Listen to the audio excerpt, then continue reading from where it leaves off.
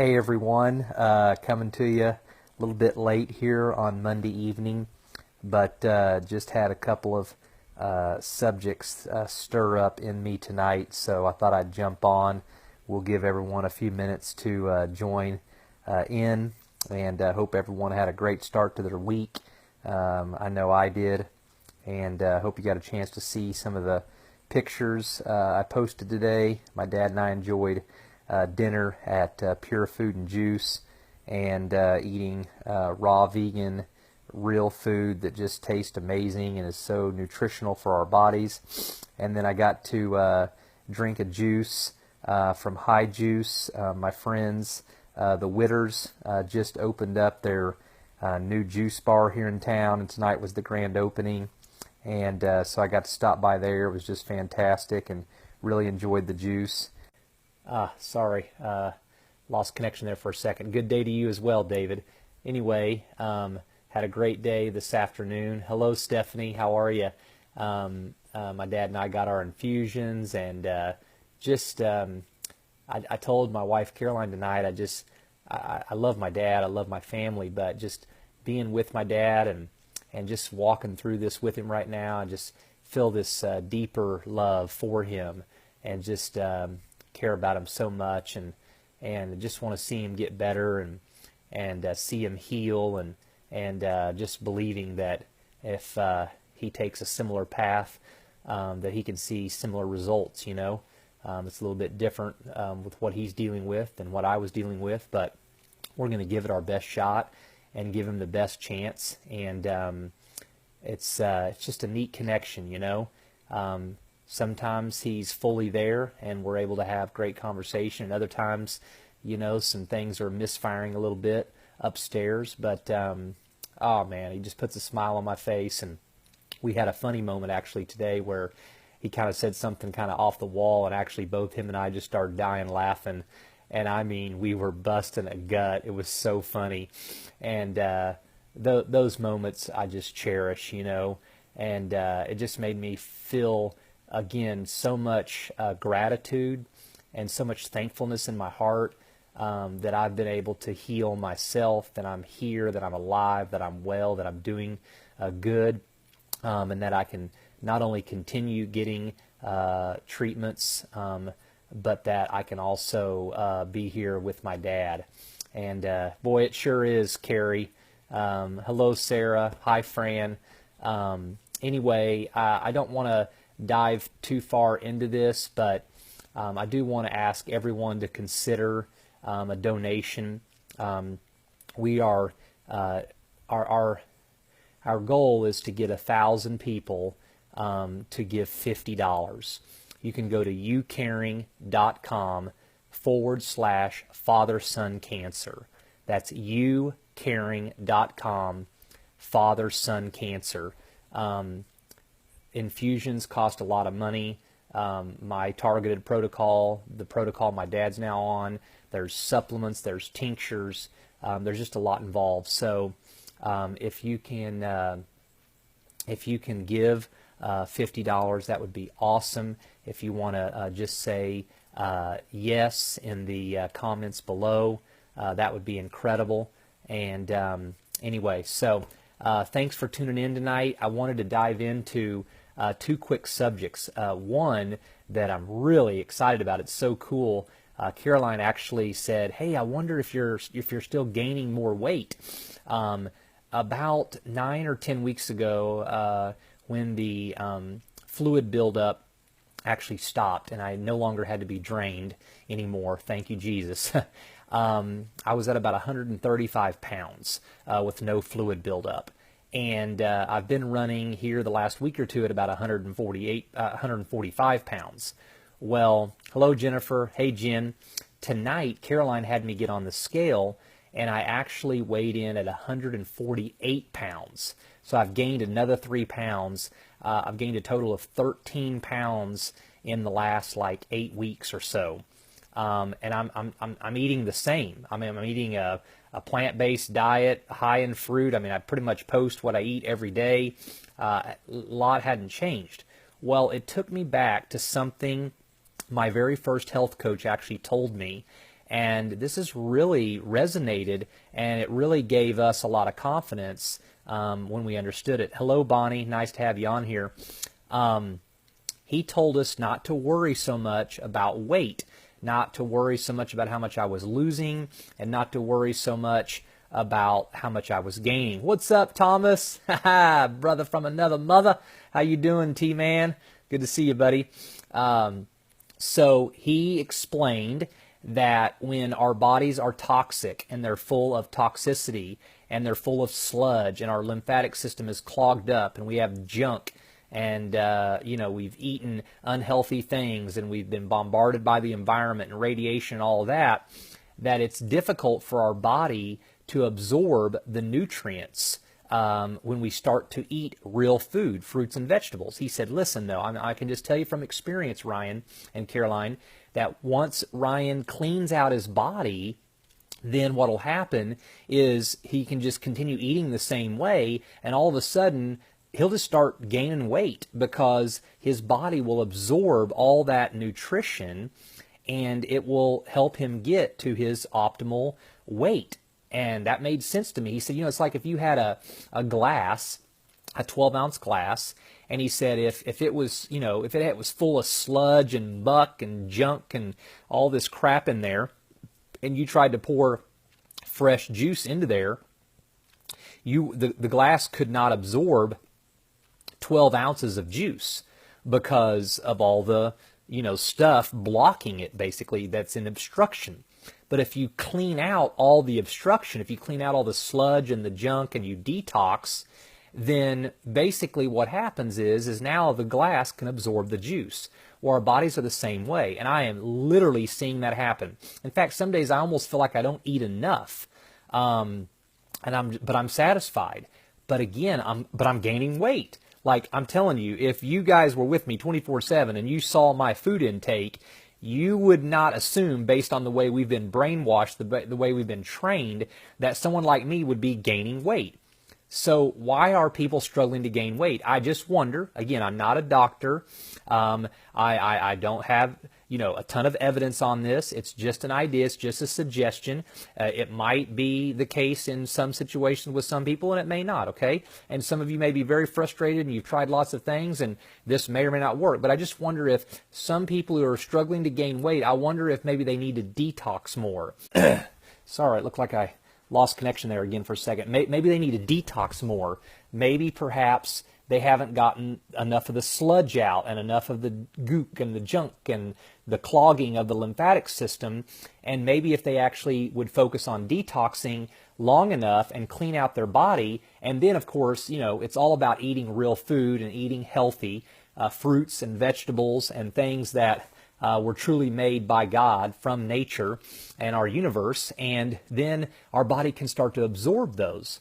So I just wanted to share that tonight because I'm so encouraged. I believed what this guy was telling me, and it really put our minds at ease, and we didn't really check my weight then much after that, and we don't really even check it that much now because we're more focused on health. We're more focused on how are my organs performing. We're more focused on how my body feels. There's a lot of other indicators. The world and society wants us to base everything on weight, even men, and I think that that's really unfortunate. Hey, Axel, you say I had to learn how to make vegan dishes. I make wheatgrass apple cinnamon pancakes with organic flour. I plan how to make coconut yogurt. Cool. Hey, Danielle. Hey, Jesse. Hello, Vicky. Hello, Sharon. Awesome.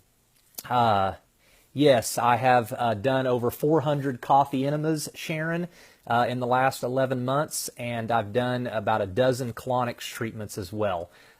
So hope that answers your question. I usually do like one coffee enema a day, and I haven't done any colonics in a couple of months now. Probably do maybe one a quarter or something, moving forward, more like a maintenance plan. Hello, Lori. Hi, Tanya. So anyway, just some food for thought. it really made a lot of sense to me. We've got to detox and clean our bodies out, and it's just like that glass, okay? If you clean all the crap out of the glass, now the glass can absorb the juice. If we clean all the crap out of our bodies, now our bodies can absorb the nutrients from real food. And if we are underweight and not at our optimal weight, our bodies will recognize that, I believe, and will gain weight. Or I even believe vice versa. If someone's wanting to lose weight, detox, get all the sludge and all the crap out, and then eat a plant-based diet high in fruit, okay? And I really believe that, what would happen is you'll begin to lose weight. I mean, folks, this is not just some random belief either. I mean, there are people giving me feedback. There's a guy in Canada named Mike Vanderkooy who's lost 96 pounds by just switching over to a plant-based diet. Actually, yes, that's right. Lori's right here on this thread. She just said, I'm proof of that. I think she's lost like 56 pounds since she went over to a plant-based diet. There's other people gaining weight like me as well. So don't underestimate the power of detox, and please don't underestimate the power of changing what we eat. But I think some people change what they eat, and then they don't see immediate results, and I'm wondering if maybe they just haven't detoxed enough. Detox, detox, detox, detox. Anyway, man, thank you for all your sweet comments. I was telling my wife, I joke with her all the time. I'm like, you're literally married now to a bona fide celebrity. Trust me, I don't take myself too serious. I find it rather amusing. But I had to stop by Sprouts this morning to grab something for my dad. And interesting enough, as I'm going through the line, I'm checking out, and the lady, the person that's checking me out, she says, "Are you Ryan?" And I'm like, "Yeah, I'm Ryan." She says, "Oh my gosh, it's so great to meet you. You look so good." She said, "I've been following your story on Facebook, and it's just so inspiring, and it's just so awesome, and I can't believe I met you." And I'm just like, I told my wife, I said, man, I walked out the front door, man, and I had my chest stuck out, and listen, folks, I'm having fun with you, but man, it feels good. It really does. It's very gratifying, that this could not just be a story about me and my family, but it could be a story that has a chance to make a difference. It has a story to potentially maybe help some other families go through a really tough time, or maybe it has the potential of preventing some people from getting to the place of having stage 4 cancer or any disease, or just seeing people live better or live well, or invite more unconditional love in their life, or grace, or just to be happy in the midst of a world that can be kind of ruthless at times. It's very awesome. So, hey, Jen Reamer. Anyway, the second topic that I wanted to dive into real quick is something that I've been saying for a while now. And for those of you that are married, I really want you to think about this, okay? Expectations kill intimacy. Expectations kill intimacy. Caroline and I will be married. We've been married 16 and a half years. We've been together 20 years. And when I learned this several years ago, and I began to lead our relationship with this understanding and idea, and I began to have a revelation of where I had all these expectations on Caroline, and how I was able to go and ask for forgiveness and apologize to her, and I began to have a change of mind and a change of heart in how I viewed our relationship and how I looked on at her. I've had some pushback on this at times. I've had somebody say, well, Ryan, I don't believe that, I mean, you got to have expectations, right? He's like, I expect my wife not to cheat on me, don't you? I said, absolutely not. I said, Caroline is 100% free to sleep with whatever guy she would like to at any point. I mean, I'm not going to live in the illusion that somehow I'm going to control or manipulate her. If she doesn't want to be with me, and she doesn't want to be in this relationship and this marriage, there is really nothing I can do to stop that. And if I'm going to be married, I want the real thing. Like, I want her to actually want to be with me. I want her to be into me. I want to be into her. I want to want her. I want to choose her. I want her to choose me. I'm not looking for anything less than the real, authentic thing. That's what I signed up for. That's why I got married. Why would I bother with a bunch of fake nonsense? And so, no, I don't have this expectation because, listen, she could make that decision. I could make that decision, right? But what I love about our relationship and our marriage, and when you drop the expectations, the reason expectations kill intimacy is because it's based on fear, insecurity, control, a lack of authenticity, and it just doesn't work. And people really struggle in their marriage relationship. I know so many people right now that you can just observe their marriage and you can see the unspoken expectations. Then you can hear sorry, it disconnected there for a second. Then you can hear the expectations, and I know that then there's not intimacy. And I'm not just talking about sex.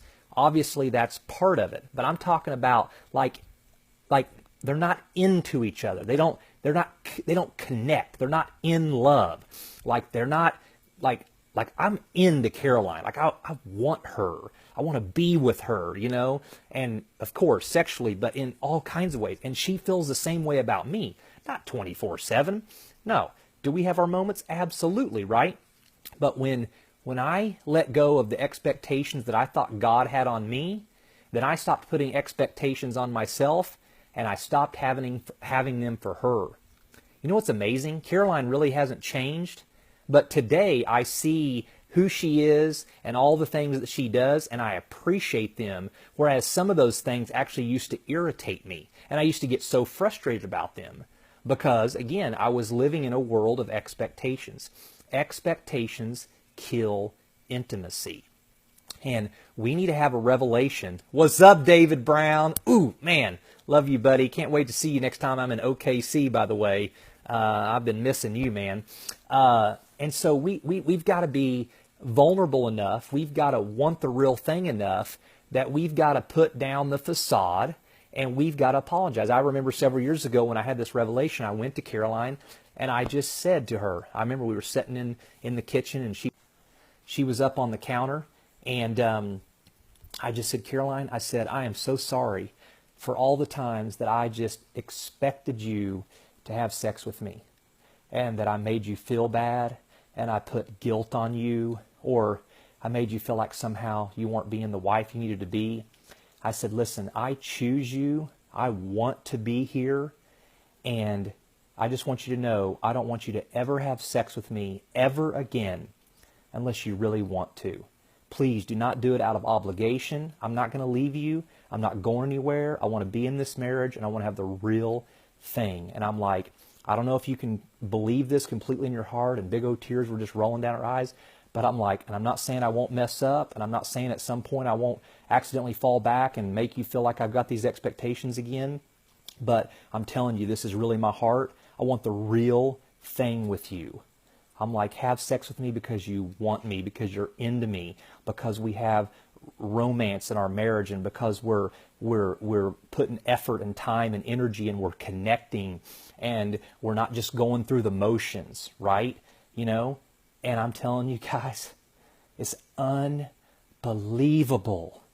what kind of relationship you can have when you stop thinking that the creator of the universe, that God, that whatever you believe in, higher power, when you stop thinking they've got all these expectations on you that you're probably not living up to or you're not meeting, then you can stop putting them on yourself, okay? And you can actually start liking yourself. You can be intimate with yourself. You can fall in love with you, right? And when you fall in love with you, it's so much easier to fall in love with your spouse or be in love with your friends or your family.